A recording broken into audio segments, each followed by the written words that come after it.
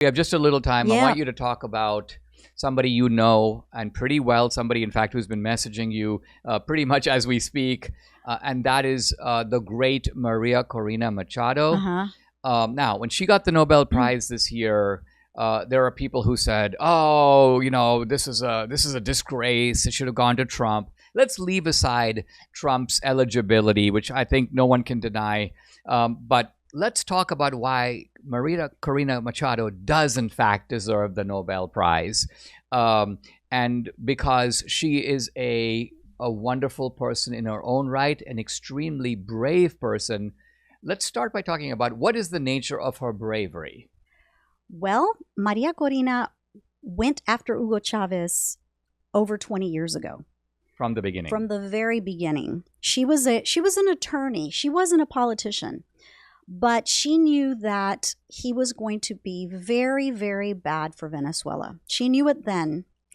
In fact, when he had a recall election, 2004. Yes, she basically went up against him and said, "Hey, this is fraud. There was fraud in this election. We need to investigate."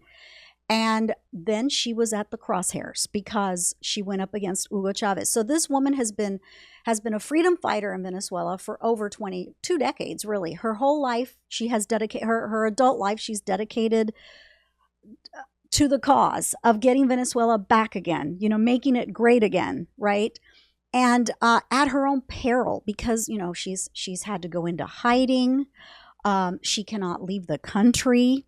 If she leaves the country, she can probably never come back. Yeah, she had in the recent election, they banned her from running against Chavez. So she had against Maduro. Sorry. She had a designated sort of surrogate, which is, if you want to vote for me, vote for this guy because they're not letting me run.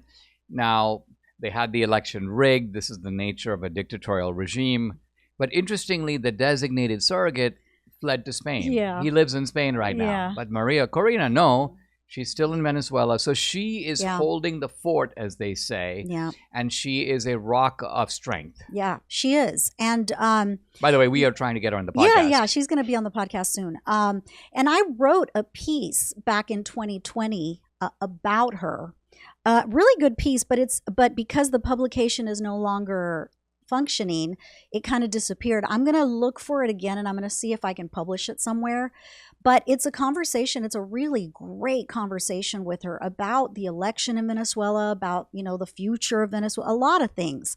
And I called her, a freedom fighter. So, and, we helped her when she was campaigning. So she's a really good person.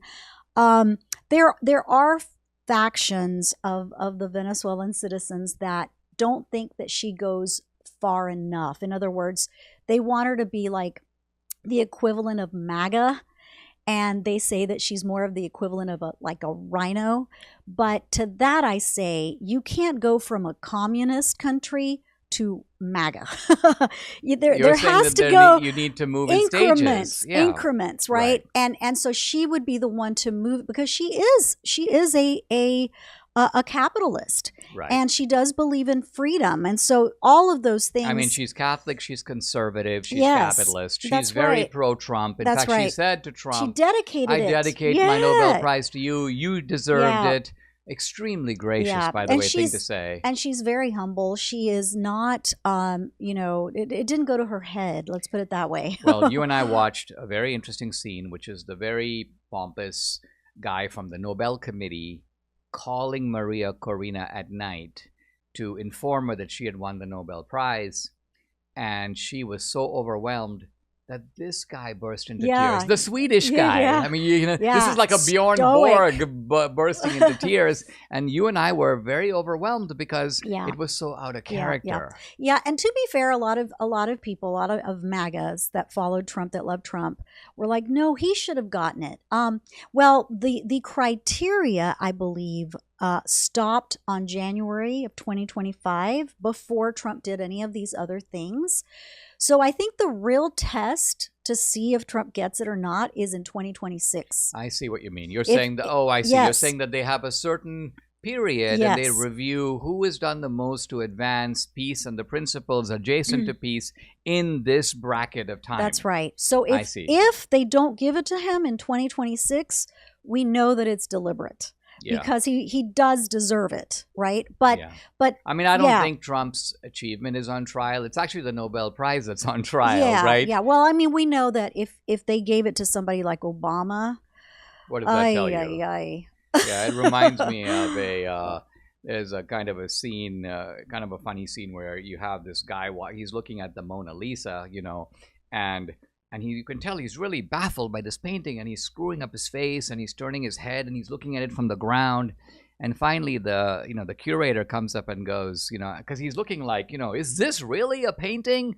And the curator goes, sir, the painting is not on trial. Meaning your artistic judgment may be on trial, but the painting is not on trial. Yeah. Trump's achievement is not on trial. That's right. That's right. We all know the truth.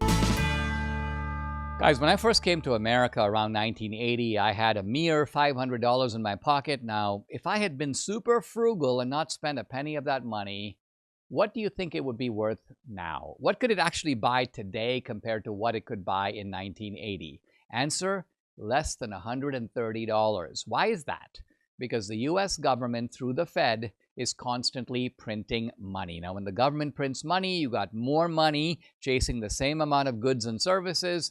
So money goes down in value, goes down in purchasing power, it buys less. The Fed has been at this since 1913. That's why a dollar today can only buy what a few cents could buy in 1913. And the government continues to print oceans of money. It never stops. An ounce of gold reached a high of $850 in 1980. It's worth around $3,900 an ounce today. So historically, over time, gold has gone up and up in value. Dollars have gone down and down in purchasing power. What about in the last 12 months? Well, gold is up over 40%. I believe now is the time for you to check it out. Find out how you can diversify your savings with gold and silver. And this is why I've partnered with Goldco. Goldco offers the best customer service for precious metals ownership. They are also the only gold dealer that offers a first-time gold buyer rebate of up to 10% in bonus silver on qualified purchases. Now, there's no better offer out there, so check it out. Learn more about how to safeguard your savings from the dollar's decline. It's very simple. Here's where you go, DineshGold.com. Easy to remember. Go to DineshGold.com.